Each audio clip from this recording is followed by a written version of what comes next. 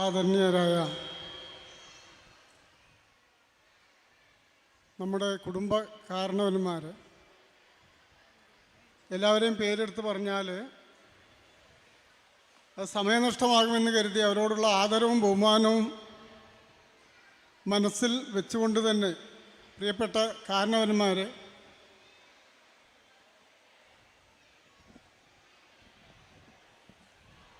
ഈ സംഗമത്തിൻ്റെ ഔപചാരികമായ ഉദ്ഘാടനം നിർവഹിച്ച പ്രിയപ്പെട്ട ആലി ഹാജി അവർകൾ,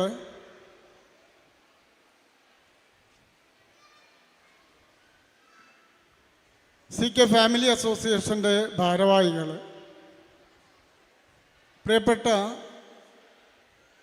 വേദിയിലും സദസ്സിലും ഇരിക്കുന്ന ജ്യേഷ്ഠാനുജന്മാർ, പങ്ങന്മാർ, ഉമ്മമാർ, പ്രിയപ്പെട്ട കുട്ടികൾ. കാരണം ഇങ്ങനെ പറയാൻ പറ്റുന്ന ഒരു വേദി ഇതായിരിക്കും.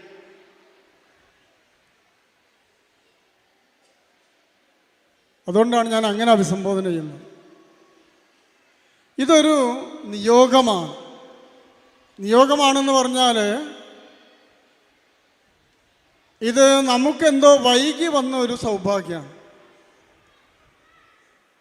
എനിക്ക് ഓർമ്മയുണ്ട്, 14 വർഷം മുമ്പ് കല്ലക്കയത്ത് കുഞ്ഞോമദ് ഹക്കീം ഞാനും കൂടി കുടുംബബന്ധം ചേർക്കുക എന്ന ഉദ്ദേശത്തോടു കൂടി പാണ്ടിക്കാട് വന്നതും കണ്ണമംഗലത്ത് വന്നതും ഒതുക്കുങ്ങൽ വന്നതും പൊട്ടിക്കല്ല് വന്നതും എന്നിട്ട് പറയുന്ന കുഴിപ്പുറത്ത് വരെ പോയത്, വാളക്കുളത്ത് പോയത്, മമ്പാട് പോയത്, കോഴിച്ചന, പിന്നെ കോടൂര്, ഇതൊക്കെ നമ്മുടെ കുടുംബങ്ങളുടെ സ്ഥലമാണ്. പൊന്മള, അതുപോലെ തന്നെ നമ്മുടെ പിന്നെ പറപ്പൂര്, തെക്കേക്കുളം ഉൾപ്പെടെയുള്ള സ്ഥലങ്ങൾ. ഇവിടെയൊക്കെ പോയി എവിടെയൊക്കെയാണോ നമ്മുടെ കുടുംബങ്ങളുള്ളത് എന്ന് അന്വേഷിച്ചപ്പോൾ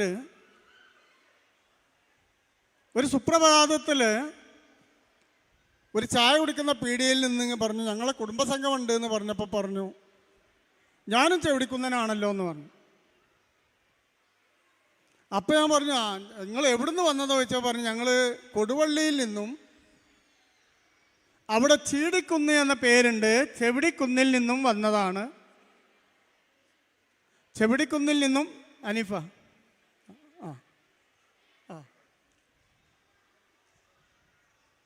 നമുക്കൊരു അതിഥി കൂടിയുണ്ട്. തെക്കേക്കുളമ്പിലെ അനീഫയുടെ സ്പോൺസറായിട്ടുള്ള ബഹുമാനപ്പെട്ടവരിവിടെ എത്തിയിട്ടുണ്ട്. അവരെ ഞാൻ സ്വാഗതം ചെയ്യാം. എന്തായാലും ഞാൻ സൂചിപ്പിച്ചത് എന്താണെന്ന് പറഞ്ഞാൽ, ചെവിടിക്കുന്ന് എന്ന സ്ഥലത്ത് കൊടുവള്ളിയിൽ കുടുംബമുണ്ടെന്ന് പറഞ്ഞപ്പോൾ ഞാനും കണ്ണമംഗലത്തെ മൂസാക്കിയും കൂടി അവിടെ വരെ പോയി. ഒരു വല്ലാത്ത കുന്നാണത്. പക്ഷെ അവിടെ എത്തിയപ്പോൾ പറഞ്ഞു, അത് ഞങ്ങൾ ചെവിടിക്കുന്ന് കുന്നന്മാരെന്ന് പറയാൻ കാരണം ഈ കുന്നിൻ്റെ പേര് ചെവിടിക്കുന്ന് എന്നാണ്, ഇവിടെ താമസിക്കുന്നവരായതുകൊണ്ടാണ് എന്ന് പറഞ്ഞു. ഞാൻ പറഞ്ഞു, ഇതൊന്നും ഞങ്ങളെ ബാക്കിയല്ല എന്ന് പറഞ്ഞ് അവരെ ഇതിൽ പറഞ്ഞാൽ നമ്മൾ വലിയൊരു കുടുംബം ഉണ്ടാക്കിയപ്പോൾ എവിടെ നിന്നൊക്കെ പിടിച്ചോടുന്നു എന്നൊന്നും കരുതണ്ട. കാരണം എന്താണെന്ന് പറഞ്ഞാൽ, പാണ്ടിക്കാട് വെച്ച് നടന്ന ചെവിടിക്കുന്ന കുടുംബസംഗമത്തിൽ നമ്മൾ ഇറക്കിയ സപ്ലിമെൻ്റാണിത്. കുന്നോളമല്ല മലയോളം വരും പോരാട്ട ചരിത്രം എന്ന് പറഞ്ഞിട്ട് ആക്കിയിട്ടുണ്ട്. ഈ കുടുംബത്തെ കൂട്ടിയോജിപ്പിച്ചത് വളരെ സാഹസികമായ ഒരു രീതിയാണ്. 4 കൊല്ലം ഈ കുടുംബത്തെപ്പറ്റി ഞാനൊരു ചരിത്ര അധ്യാപകനായതുകൊണ്ട് അതിനെക്കുറിച്ച് പഠിച്ച് ഒരുപാട് വിവരം ശേഖരിച്ച് സംസ്ഥാന പുരാരേഖാ വകുപ്പിൻ്റെ ഓഫീസുണ്ട് കോഴിക്കോട്, അവിടെ കുറേ ദിവസം പോയിരുന്ന് ഒരുപാട് സാഹസികമായ പ്രവർത്തനങ്ങൾക്ക് ശേഷമാണ് ഈ ചരിത്രം തയ്യാറാക്കിയിട്ടുള്ളത്. ബാക്കിയുള്ള കുടുംബസംഗമൊക്കെ നടത്താൻ എളുപ്പമുണ്ട്. കാരണം എന്താണെന്ന് പറഞ്ഞാൽ, ആ കുടുംബങ്ങളൊക്കെ എവിടെ ഉണ്ടാവും? അവരുടെ ആ പരിസരത്തോ അവിടെയോ അല്ലെങ്കിൽ അതിൻ്റെ പരിസരത്തോ ഉണ്ടാവും. നമുക്ക് സംഭവിച്ചത് എന്താണെന്ന് പറഞ്ഞാൽ, നമ്മൾ യഥാർത്ഥത്തിൽ ഇന്ന് പാണ്ടിക്കാട്ടിൽ നിന്നും അമ്പാട്ടിൽ നിന്നും വന്നപ്പോൾ യഥാർത്ഥത്തിൽ അതിനത് ഒരു വരവാണെന്ന് പറയാൻ കാരണം എന്താണെന്ന് പറഞ്ഞാൽ, നബി സല്ലല്ലാഹു അലൈഹി വസല്ലം ഹിജ്റ പോയതിന് ശേഷം മക്കം ഫത്തുവുമായിട്ടുണ്ട് മക്കത്തേക്കൊരു വരവ്.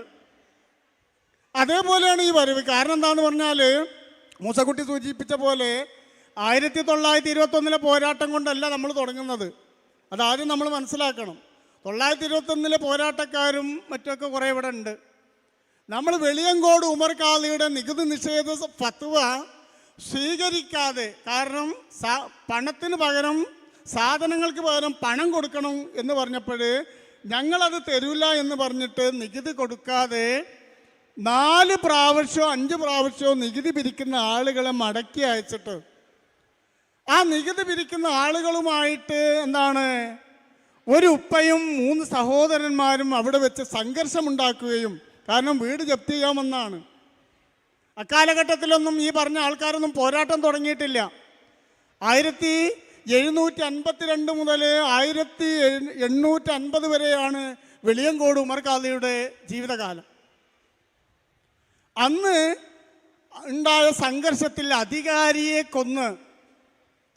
കൊല്ലേണ്ടി വന്നു. കാരണം ആ സംഘർഷത്തിൽ സംഭവിച്ചതാണ്, അല്ലാതെ നമ്മളിങ്ങനെ ഈ കൊല്ലാൻ നടക്കുന്ന ആൾക്കാരൊന്നുമല്ല. അധികാരി എന്താണ് മരിക്കുകയും മറ്റാളുകൾക്ക് പരിക്ക് പറ്റുകയും ചെയ്തപ്പോൾ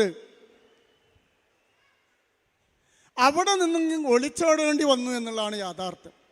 മാത്രമല്ല, ഞങ്ങളിങ്ങനെ പോയപ്പോഴേ എങ്ങനെയാണ് അവിടെ എത്തിയത്, പാണ്ടിക്കാടൊക്കെ എത്തിയത്. പാണ്ടിക്കാട് എന്താണ് കടലിൻ്റെ പുഴയിലൂടെ വേഷപ്രച്ഛന്നനായി പോയിട്ട് ആണ് പെണ്ണിൻ്റെ വേഷം ധരിച്ചു പോയിട്ട് വല്ല പുഴയും വലിപ്പുഴയും ചേരുന്ന ഒരു തുരുത്തുണ്ട്. അത് രണ്ടും കൂടി ചേരുമ്പോഴാണ് കടലിൻ്റെ പുഴ ആകുക. ആലി മുസ്ലിയാരായിരുന്നു എന്ന കാരണം അവർ ഇപ്പം ഇല്ല, അവർ മരിച്ചു അല്ലേ. അവരുടെ മക്കളാണ് ഇപ്പോൾ അവിടെ താമസം. അന്നുണ്ടാക്കിയ വീടിൻ്റെ തറയുടെ ഒരു ഭാഗം ഇന്നുമുണ്ട്. നമ്മൾ എന്തെങ്കിലും പറഞ്ഞു കണ്ടൊന്നും ആരും കൂട്ടിയിട്ടില്ല ചരിത്രം. അങ്ങനെ അവിടെ എത്തിയപ്പോഴേ അന്ന് എന്താണ് പോയ ആ പിന്നെ അലവി എന്നാണ് പേരെന്നാ തോന്നുന്നു. ഏതായാലും ഇതിലുണ്ട്, ഇപ്പോൾ വായിക്കാനും നേരമില്ലല്ലോ. കാരണം ഇതിൻ്റെ സംഘാടനത്തിനിടയിൽ ഇതൊക്കെ വായിക്കാൻ മറന്നേക്കണം. കാരണം അതിനകത്തും തിരക്കായിരുന്നു ഇതൊക്കെ സംഘടിപ്പിക്കുക എന്ന് പറഞ്ഞാൽ. അപ്പോൾ എന്താണ് ഒരു സഹോദരൻ എന്താന്ന് പറഞ്ഞാൽ അവിടെ താമസമാക്കിയ അദ്ദേഹത്തിന് 10 ആൺമക്കൾ ഉണ്ടായിരുന്നു എന്നാണ് പറഞ്ഞത്. അതാണ് പെരുകിയിട്ട് തലമുറകൾ കഴിഞ്ഞപ്പോൾ അവിടെ നിന്നും എന്താന്ന് പറഞ്ഞാൽ ഒരു പ്രകടനത്തിനുള്ള ഒരു സമ്മേളനത്തിനുള്ള ആളുമായിട്ട് ഇങ്ങോട്ട് വരാൻ സാധ്യമായത് എന്ന് ഞാൻ സൂചിപ്പിക്കുകയാണ്. യഥാർത്ഥത്തിൽ എന്താണെന്ന് പറഞ്ഞാൽ 6ഓ 7ഓ ബസ്സിൽ അവിടെ നിന്ന് വരിക എന്ന് പറഞ്ഞാൽ തന്നെ അതിൻ്റെ എത്ര ഇരട്ടി ഇനി വരാനുണ്ട് എന്നുള്ളതാണ്. അത് കഴിഞ്ഞ് എന്താന്ന് പറഞ്ഞാൽ മറ്റൊരു സഹോദരൻ പോയത് കണ്ണമംഗലത്തായിരുന്നു. അതൊക്കെ അവിടെ എന്താന്ന് പറഞ്ഞാൽ അവരൊക്കെ അനുഭവിച്ച ത്യാഗം നമ്മൾ മനസ്സിലാക്കണം. അത് ഓർമ്മിപ്പിക്കാനാണ് അവിടെ സൂചിപ്പിക്കുന്നത്. മറ്റൊരു സഹോദരൻ കണ്ണമംഗലത്ത് ഓടിപ്പോയിട്ട് അവിടുത്തെ കൊടുങ്കാടുകളിൽ നിന്നിട്ട് അവിടെ താമസിച്ചിട്ട് അവിടിൻ്റെ ബാക്കിക്കാരാണ് കണ്ണമംഗലത്തു നിന്നും വന്നവർ. എന്നാലോ അതിനുശേഷവും എന്താണ് 1800 കാലഘട്ടത്തിലെ സംഘർഷം എന്താണ് പോരാട്ടം അവസാനിപ്പിക്കുന്നില്ല. മലബാറിൽ എന്താന്ന് പറഞ്ഞാൽ 1921 മാത്രമൊന്നും കലാപം, ഇടയ്ക്കിടയ്ക്ക് കലാപം, എല്ലാ കലാപങ്ങളും നമ്മൾ പങ്കെടുത്തിരുന്നു. ഇതിൽ പാണ്ടിക്കാട്ടിൽ നിന്നും നാട് കടത്തിയ ആളുകളുണ്ട്, അന്തമാൻ ദ്വീപിലേക്ക് നാട് കടത്തിയവരുണ്ട്. അതുപോലെ തന്നെ ഒതുക്കുങ്ങലെ തേനുട്ടി എന്ന തൊഴിലാളി പ്രസ്ഥാന നേതാവുണ്ടായിരുന്നു. ജയിലിൽ ചാടിയിട്ട് പോരുകയാണ് 7 വർഷം കഴിഞ്ഞിട്ട്. പിന്നെ വീണ്ടും നാട്ടിൽ വന്നിട്ട് തൊഴിലാളി പ്രസ്ഥാനത്തിന് നേതൃത്വം കൊടുത്തു. കല്ലക്കയത്ത് നിന്ന് എന്താന്ന് പറഞ്ഞാൽ ചെവിടിക്കുന്നൻ അലവിയാക്കിയാണ് എന്താണ് ദ്വീപിക്ക് പോകുന്നത്. അവിടെ നിന്ന് എന്താണ് താമസിച്ചതിന് ശേഷമാണ് എന്താണ് കുറേ കാലം ജയിലിലും അവിടെയും താമസിച്ചതിന് ശേഷം തിരിച്ചു വരിക. അതാണ് കാളികാവിലെ മൊമാജൊക്കെ ആ ആളുകളുടെ ബാക്കിയാണ്. ഇപ്പോഴും എന്താന്ന് പറഞ്ഞാൽ ഞാൻ ആ ചരിത്രം നീട്ടി പറയുമല്ലോ, കാരണം സമയമില്ലാത്തതുകൊണ്ട് മാത്രമാണ്. എനിക്കതൊക്കെ ഒന്ന് പറയണം, ഒന്ന് അയവിറക്കണം എന്നുള്ള ഒരു താല്പര്യം എനിക്കുണ്ട്. പക്ഷെ എന്താന്ന് പറഞ്ഞാൽ സമയം അനുയോജ്യമല്ല. പാണ്ടിക്കാട്ടിൽ നിന്നും അലവിയെ പിടികൂടിയിട്ട് ആൻഡമാൻ ദ്വീപിലേക്ക് അയക്കുന്നത്. അതുപോലെ തന്നെ ആ അലവി എന്താന്ന് പറഞ്ഞാൽ അലവിൻ്റെ പിന്തലമുറക്കാർ ഇന്നും വിൻ്റർലിയർ എന്ന സ്ഥലത്തുണ്ട്. ഇങ്ങനെയൊന്നും പറയാൻ ഒരാളെ കൊണ്ട് കഴിയൂല കേട്ടോ. ഞാൻ പറയുന്നത് എന്താന്ന് പറഞ്ഞാൽ ഒരു കുടുംബത്തിനും ഇങ്ങനെ പറയാൻ കഴിയില്ല, തലമുറകളെ പറയാൻ. എല്ലാ കുടുംബത്തിനും എന്താ പറയുള്ളൂ, ബാപ്പാനെ പറയാൻ പറ്റും, വല്ലിപ്പാനെ പറയാൻ പറ്റും, വല്ലിപ്പാൻ്റെ അപ്പാനെ പറയാൻ പറ്റും, എന്നാൽ അതിൻ്റെ അപ്പുറം പറയാൻ കഴിയൂല. ഇവിടെ അതാ 12 തലമുറ.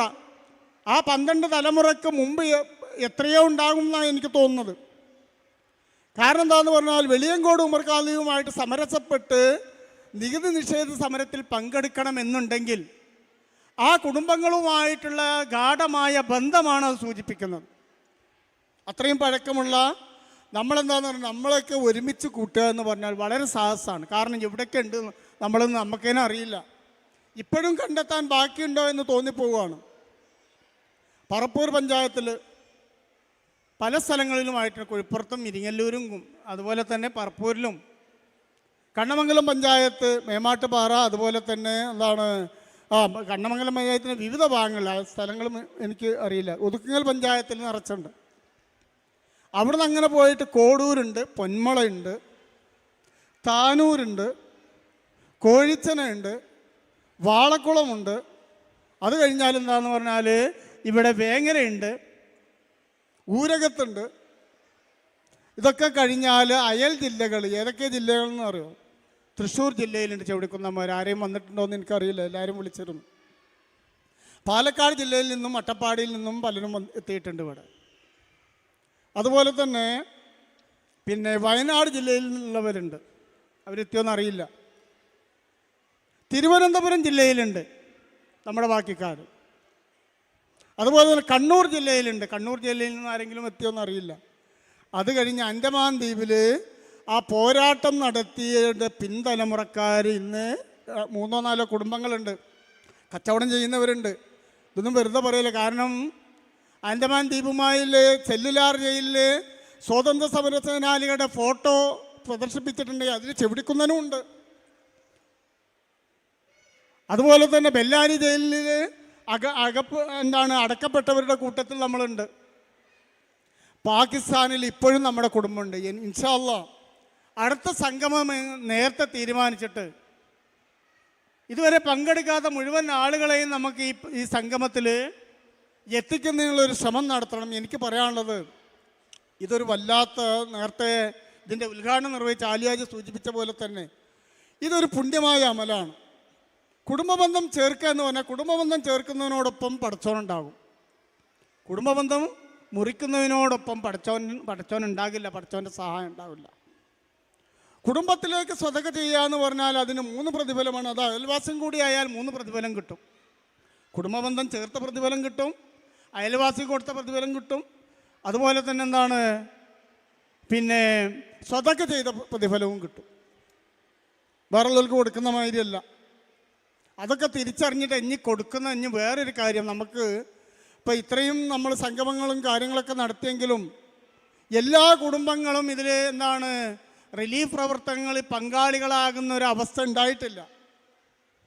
ഇൻഷാ അല്ലാഹ് ആലിയാജ് പ്രഖ്യാപിച്ച പോലെ തന്നെ എല്ലാ കുടുംബങ്ങൾക്കും നമ്മളൊരു നിശ്ചിത സംഖ്യ, അത് ഏറ്റവും അർഹരായവരോ എല്ലാ പ്രദേശത്തും നടന്ന് കണ്ടെത്തിയിട്ട് നമ്മൾ മാസം തോറും എന്തെങ്കിലും കൊടുക്കുന്നുണ്ടെങ്കിൽ അതിൽ എനിക്ക് പറയാനുള്ളത്, ഇവിടെ കൂടിയ മുഴുവൻ കുടുംബങ്ങളും താല്പര്യപൂർവ്വം പങ്കെടുക്കണം. തങ്ങളുടേതായ സംഭാവന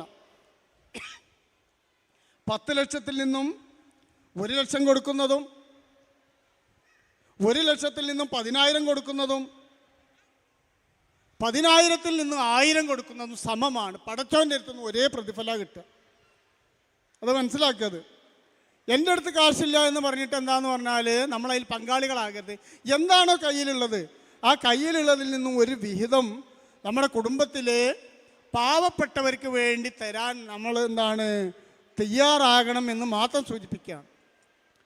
മാത്രമല്ല ഒരു സ്വതക്കയുടെ ഒരു പ്രത്യേകത എന്താണെന്ന് പറഞ്ഞാൽ, സ്വതക്ക നമ്മളെന്താന്ന് പറഞ്ഞാൽ മനസ്സറിഞ്ഞ് പടച്ചോൻ്റെ തൃപ്തിക്ക് വേണ്ടി കൊടുത്താൽ നമ്മൾ എന്താണോ വരാൻ പോകുന്ന ബലാൽ മുസീബത്തുകൾ, രോഗങ്ങൾ, അതൊക്കെ തടഞ്ഞു. ഒരുപാട് ഉദാഹരണങ്ങളുണ്ട്, ഒരുപാട് ഉദാഹരണങ്ങൾ നമുക്ക് പറയാൻ പറ്റും. മാത്രമല്ല ഏറ്റവും തിടുങ്ങിയ സമയത്ത് 1000 രൂപ കയ്യിലുണ്ട്, 1500 രൂപയുടെ എന്താണ് വളരെ അത്യാവശ്യമായ കാര്യമുണ്ടെങ്കിൽ അതിൽ നിന്ന് 100 രൂപ കൊടുത്താൽ പടച്ചോൻ തരുന്ന പ്രതിഫലത്തിന് കണക്കുണ്ടാകില്ല എന്ന് നമുക്ക് തികഞ്ഞിട്ട് വേറൊരാൾക്ക് കൊടുക്കാൻ കഴിയില്ല. നമ്മുടെയൊക്കെ ചരിത്രം, ഞാനിവിടെ അധ്യാപകൻ ജോലിയിൽ നിന്ന് വിരമിച്ച് നിൽക്കുന്ന ഞാൻ ഈ കുടുംബസംഗമം ഓർഗനൈസ് ചെയ്യുന്നിടത്ത് മാത്രം ഒരുപാട് കാര്യങ്ങൾ ഓർഗനൈസ് ചെയ്ത ആളാണ്. ജില്ലാ തലത്തിലും സ്റ്റേറ്റ് തലത്തിലും ഒക്കെ ഒരുപാട് ഉത്തരവാദിത്തമായിട്ട് നടന്നതാണ്. യഥാർത്ഥത്തിൽ എന്താണെന്ന് പറഞ്ഞാൽ ഇതിനിടയിൽ ഞാൻ ജീവിച്ചിട്ടില്ല എന്നുള്ളതാണ് യാഥാർത്ഥ്യം. പക്ഷെ എന്താന്ന് പറഞ്ഞാൽ ഒരു യാഥാർത്ഥ്യം എന്താന്ന് പറഞ്ഞാൽ ഇതിനിടയിൽ എന്താന്ന് പറഞ്ഞാൽ ഇതിൻ്റെ ഏറ്റവും വലിയ പ്രത്യേകത, ഇങ്ങനെ ആത്മാർത്ഥമായിട്ട് ചെലവഴിക്കുന്നവർക്ക് പടച്ചോൻ കാണാൻ അറിയാതെ ഇങ്ങനെ കൊടുക്കുന്നു. അതിൽ യാതൊരു സംശയവും വേണ്ട. കുടുംബ ബന്ധം കുടുംബത്തിനെ അകമഴിഞ്ഞ് സഹായിക്കുക, അതോടൊപ്പം തന്നെ ഈ കുടുംബ ബന്ധം നിലനിർത്തുക. ഇത് നിലനിർത്താൻ വലിയ പണിയാണ്. കാരണം എന്താണെന്ന് പറഞ്ഞാൽ കുടുംബത്തിനകത്തായിരിക്കും പ്രശ്നങ്ങൾ കൂടുതൽ. വലിയ ഈഗോ പ്രശ്നങ്ങൾ കുടുംബത്തിലുണ്ടാകുക.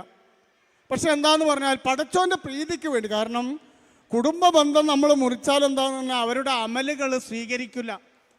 നമ്മൾ ചെയ്ത ഇബാദത്തുകൾ അങ്ങോട്ട് പൊന്തണം, പടച്ചോൻ്റെ അടുത്തേക്ക് എത്തണമെങ്കിൽ, മേലേക്ക് പോകണമെങ്കിൽ നമ്മൾ ആ ഇബാദത്തുകൾ നമ്മൾ കുടുംബ ബന്ധം ചേർക്കണം. പിണങ്ങി നിന്നാൽ പടച്ചോൻ അത് ഇബാദത്ത് പോലും ചേർക്കില്ല. അപ്പോൾ അതൊക്കെ മാറ്റി നിർത്തി നമ്മളെന്താന്ന് പറഞ്ഞാൽ, ഒരു കാലത്ത് ഇവിടെ നിന്ന് നമ്മൾ ആവേശത്തോട് എന്താന്ന് പറഞ്ഞാൽ ഒളിച്ചോടിയാണ് പോയതെങ്കിൽ, ഇന്ന് ഈ ഓഡിറ്റോറിയം നിലകൊള്ളുന്നത് പറപ്പൂർ പഞ്ചായത്തിലാണ്.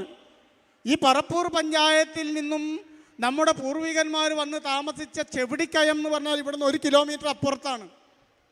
അവിടേക്ക് നമ്മൾ വളരെ അഭിമാനത്തോടു കൂടി, ഐക്യത്തോടു കൂടി, സന്തോഷത്തോടു കൂടി പാണ്ടിക്കാട് നിന്നും അമ്പാട് നിന്നും 6 7 ബസ്സിലും വാഹനങ്ങളിലുമായിട്ട് നമ്മൾ ഘോഷയാത്രയായിട്ട് വന്നിട്ടുണ്ടെങ്കിൽ, ഈ ഘോഷയാത്ര ജീവിത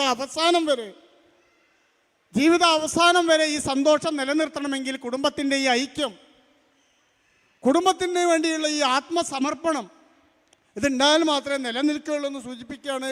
കാരണം എന്താണെന്ന് പറഞ്ഞാൽ 14 വർഷത്തെ എൻ്റെ അനുഭവത്തിൽ നിന്ന് പലയിടത്തും എന്താണെന്ന് പറഞ്ഞാൽ ചെറിയ അസ്വാരസ്യങ്ങളൊക്കെ കൂടി വരികയാണ്. അതൊക്കെ നമ്മൾ ഒഴിവാക്കണം. എല്ലാവരും വിട്ടുവീഴ്ച ചെയ്ത് കുടുംബത്തിന് വേണ്ടിയുള്ള ഒരു വിട്ടുവീഴ്ച മനോഭാവം നമ്മുടെ ഭാഗത്തു നിന്നൊക്കെ ഉണ്ടാകണം എന്ന് മാത്രം സൂചിപ്പിക്കുകയാണ്. ഞാൻ കൂടുതലൊന്നും പറയുന്നില്ല. ഇൻഷാ അല്ലാഹ് നമ്മൾക്ക് ക്ലാസ് എടുക്കേണ്ട അബ്ദുള്ള മുസ്ലിയാർ ഉടനെ എത്തും. എനിക്കൊന്നേ പറയാനുള്ളൂ, ഈ സീറ്റുകളൊന്നും ഒഴിഞ്ഞു കിടക്കുക. എല്ലാവരും കാഴ്ചക്കാരായിട്ട് അവിടെ നിൽക്കല്ല, എല്ലാവരും ഒന്ന് കയറിയിരിക്കുക. കാരണം എന്താണെന്ന് പറഞ്ഞാൽ ചിലപ്പോൾ ഇന്ന് വന്ന ആളുകൾ എന്താണെന്ന് പറഞ്ഞാൽ ഈ കുടുംബസംഗമേ കാണുന്നുണ്ടാവുള്ളൂ. ഈ കുടുംബസംഗമം നടത്തുന്നതിന് വേണ്ടി ത്യാഗം അനുഭവിച്ച ഒരുപാട് ആളുകളുണ്ട്. അവരുടെ ഉള്ളം നിറയണമെങ്കിൽ നിങ്ങളൊക്കെ അവിടെ സീറ്റിൽ വന്നിരുന്ന ഈ ഓഡിറ്റോറിയം ഒന്ന് ഭംഗിയാക്കി തരണം. പുറത്ത് അകത്തുള്ളതിനേക്കാൾ പുറത്തിരിക്കുന്നുണ്ട്.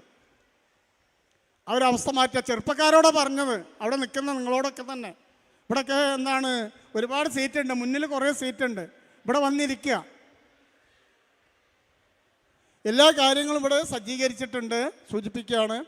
എനിക്ക് വീണ്ടും പറയാനുള്ളത് എന്താണെന്ന് പറഞ്ഞാൽ, നമ്മളെ ഈ കൂട്ടായ്മ എന്താണെന്ന് പറഞ്ഞാൽ ഖിയാമത്ത് നാൾ വരെ നിലനിൽക്കണം.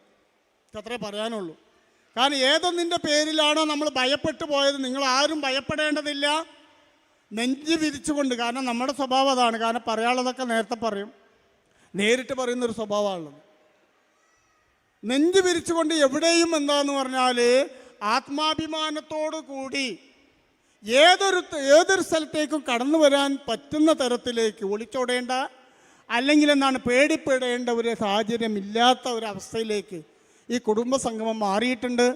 കേരളത്തിൻ്റെ ചരിത്രത്തിൽ ഏതെങ്കിലും ഒരു കുടുംബത്തിന് 11 കൊല്ലത്തിനിടയിൽ 7 സംഗമം നടത്താൻ കഴിഞ്ഞിട്ടുണ്ടാകും? നിങ്ങളൊന്ന് ആലോചിച്ച് നോക്കാണ്.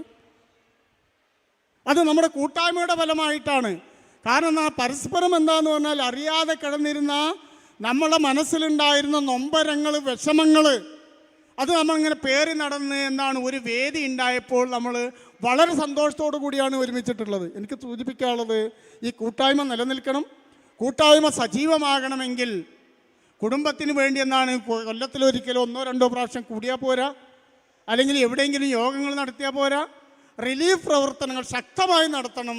വീണ്ടും വീണ്ടും എന്താണെന്ന് പറഞ്ഞാൽ അവനവൻ്റെ കഴിവിനനുസരിച്ച് ഇന്നിവിടെ നിന്ന് തീരുമാനിച്ച് എല്ലാവരും പോകണം. തങ്ങളുടേതായ ഒരു സംഭാവന ഈ കുടുംബത്തിലെ പാവപ്പെട്ടവർക്ക് വേണ്ടി ഉണ്ടാകുമെന്ന ദൃഢനിശ്ചയമുണ്ടാകും. അതാകട്ടെ ഈ കുടുംബസംഗമത്തിൻ്റെ പ്രഖ്യാപനം, അതാകട്ടെ ഇതിൻ്റെ വിജയമെന്ന് സൂചിപ്പിക്കുക. വന്നെത്തിയ എല്ലാവരെയും വളരെ സാഹസപ്പെട്ടാണ് എല്ലാവരും ഇന്ന് എത്തിയിട്ടുള്ളത്. എല്ലാവരെയും ഹാർദമായിട്ട് അഭിനന്ദിക്കുന്നു, പ്രശംസിക്കുന്നു. ഞാൻ എൻ്റെ അധ്യക്ഷ പ്രസംഗം നിർത്തുകയാണ്. അടുത്ത പ്രസംഗം